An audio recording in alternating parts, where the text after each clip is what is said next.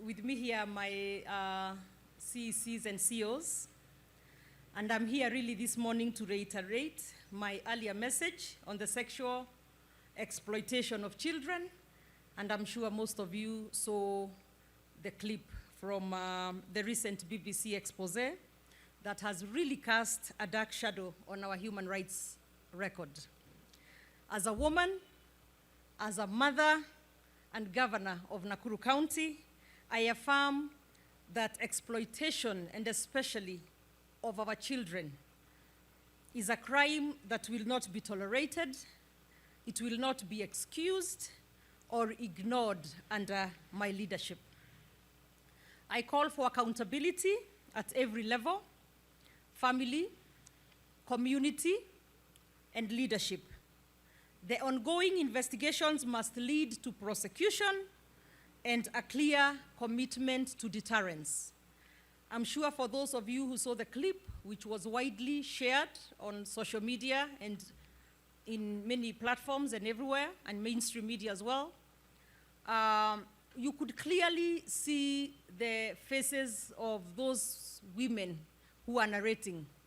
So I'm sure by now, I'm told by our county commissioner and the security team that some arrests have been made, but I am hopeful that it goes all the way to everybody that is involved in this very heinous crime that is happening or has been happening right under our noses.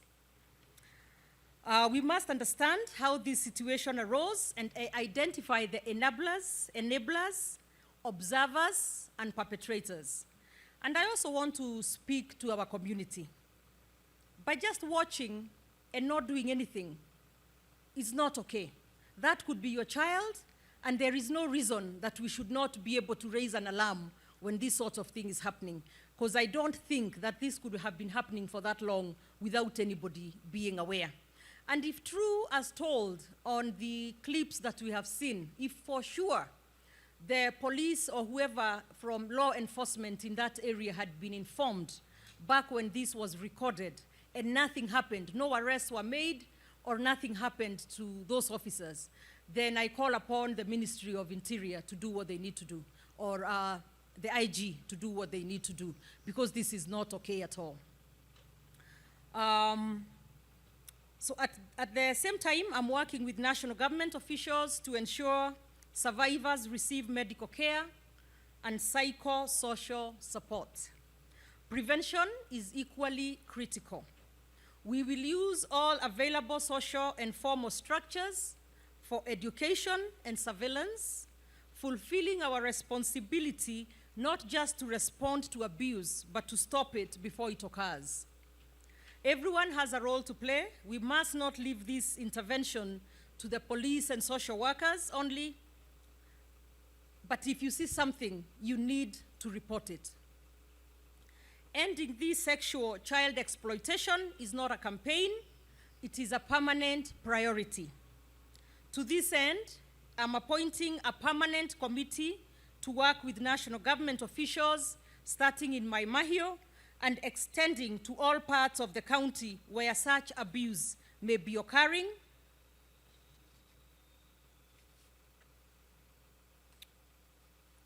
And the members of the committee, you can step forward as I call your name. The members of the committee will be Roslyn Mongai, who will chair the committee. She's our CEC for Health. Zipporah Goge, who is our CEC for Education, will be a member. Gladys Kamuren, our CEO for Gender. Joyce Nsese, she's in another meeting right now, but she's our Public Health CEO. Stella Mwaura will also join the team. She's our CEO. Maureen Litunda, she's a member too from our legal department. And Elizabeth Kipto will be the secretary.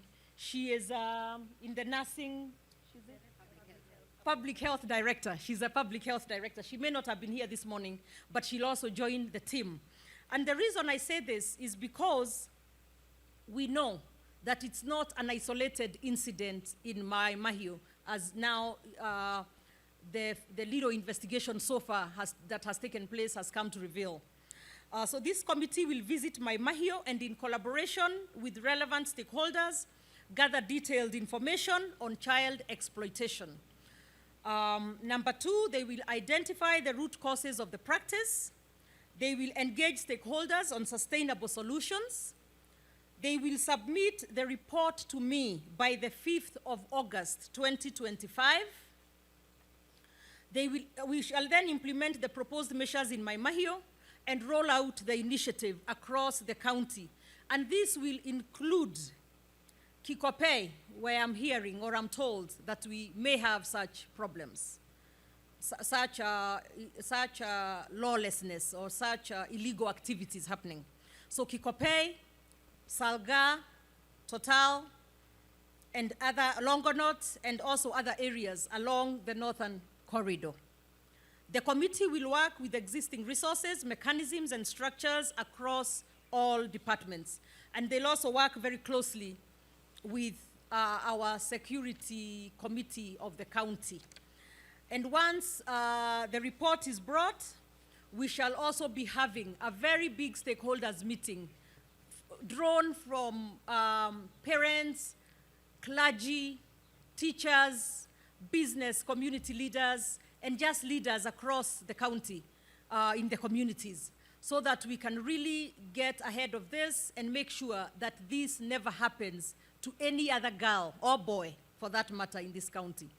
And we want to take responsibility, both as government in all the institutions, be they the county government, be they the security apparatus, be they any other institutions that really, and even you as parents and community members, because this should not be happening and everybody's quiet, or that we have our heads in the sand. And I also want to say this without preempting the investigations that are being carried out by the security team. I want you to also know, for those who are carrying out investigations, from the little that I have gathered or heard, kindly do not bring half-baked information or investigations.